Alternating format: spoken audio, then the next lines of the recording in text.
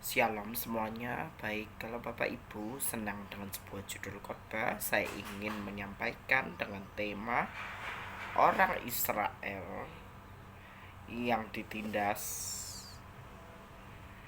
untuk menjadi budak di tanah Mesir. Nah, saya ambil di dalam kitab Keluaran pasal yang pertama. Keluaran pasal pertama ayat 1 sampai 22. Demikian bunyi firman Tuhan. Keluaran pasal 1 ayat 1 sampai 22. Demikian bunyi firman Tuhan. Inilah nama para anak-anak Israel yang datang ke tanah Mesir bersama-sama dengan Yakub. Mereka datang dengan keluarganya masing-masing: Rut, Simeon, Lewi, Yehuda, Ishar, Zebulon, Benyamin, dan serta Naftali, Gad, dan Asyar. Seluruh keturunan yang diperoleh Yakub berjumlah 70 jiwa, tetapi Yusuf telah ada di Mesir. Kemudian matilah Yusuf serta semua saudaranya dan semua orang yang seangkatan dengan dia. Orang-orang Israel beranak cucu dan tak terbilang jumlahnya. Mereka bertambah banyak dan dengan dahsyat berlipat kali ganda, sehingga negeri itu dipenuhi oleh mereka.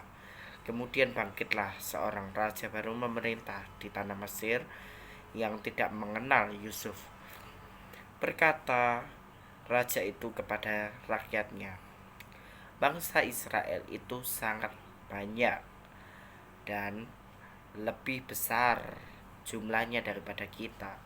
Marilah kita bertindak dengan bijaksana terhadap mereka, supaya mereka jangan bertambah banyak lagi.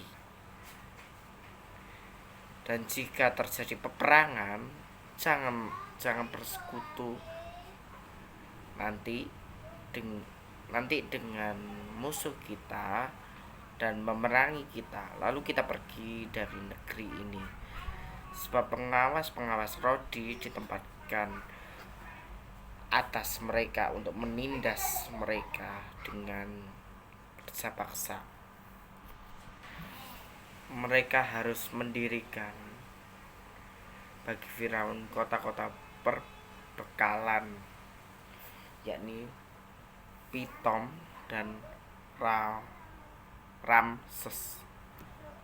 Tetapi makin ditindas, makin bertambah banyak perkembangan mereka, sehingga orang merasa takut kepada orang Israel itu.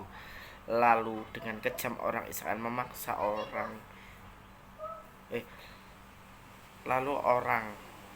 lalu dengan kejam orang Mesir memaksa orang Israel untuk bekerja dengan memahitkan hidup mereka dengan pekerjaan yang berat, yaitu mengerjakan tanah liat, batu bata, dan berbagai-bagai pekerjaan di padang.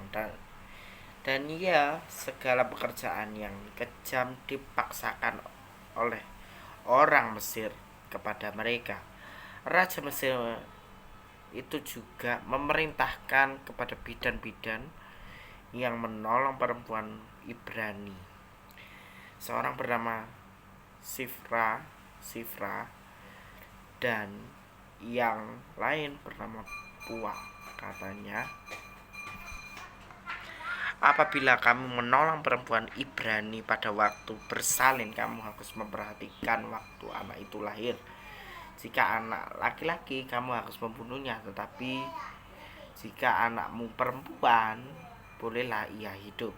Tetapi bidan itu takut akan Allah dan tidak melakukan seperti yang dikatakan oleh Raja Mesir kepada mereka, dan membiarkan bayi-bayi itu hidup.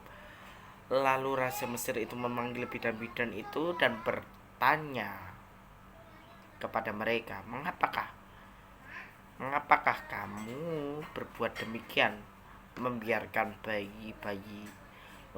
hidup bayi-bayi itu? Jawab bidan itu kepada Firaun, sebab perempuan Ibrani ini tidak sama dengan perempuan Mesir, melainkan mereka kuat sebelum bidan datang mereka telah bersalin. Maka Allah berbuat baik kepada bidan-bidan itu. Bertambah-tambah banyaklah bangsa itu dan sangat berlipat kali ganda. Dan karena bidan-bidan itu takut akan Allah, maka ia membuat mereka berumah tangga. Lalu Firaun memberikan perintah kepada seluruh rakyatnya, lemparkanlah segala anak laki yang lahir bagi orang Ibrani ke sungai Nil, tetapi segala anak perempuan biarkanlah mereka hidup. Jadi dari teks ini kita dapat belajar bahwa orang Israel yang ditindas menjadi budak di tanah Mesir, itu berarti di ayat-ayat terakhir ini kita dapat belajar bahwa satu, kita meskipun diperbudak oleh dosa, itu kita harus selalu takut akan Allah. Dan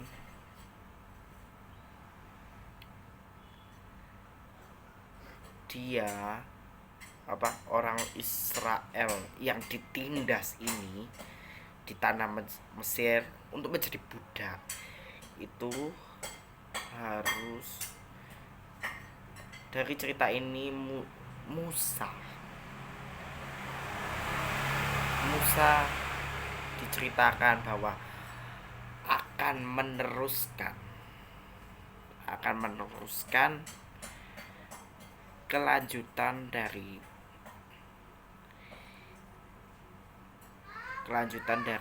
tanah Mesir ini.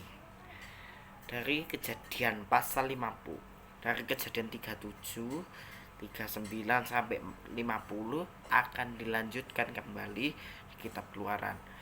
Nah, di kitab Keluaran ini kita akan membahas tentang orang Israel yang ditindas di tanah Mesir sebagai budak. Tetapi ingatlah satu hal, meskipun kita diperbudak oleh dosa, tapi kita mempunyai iman yang kuat, iman yang kokoh di dalam setiap aspek kehidupan kita. Kita akan selalu tetap percaya bahwa Tuhan akan selalu menyertai kita.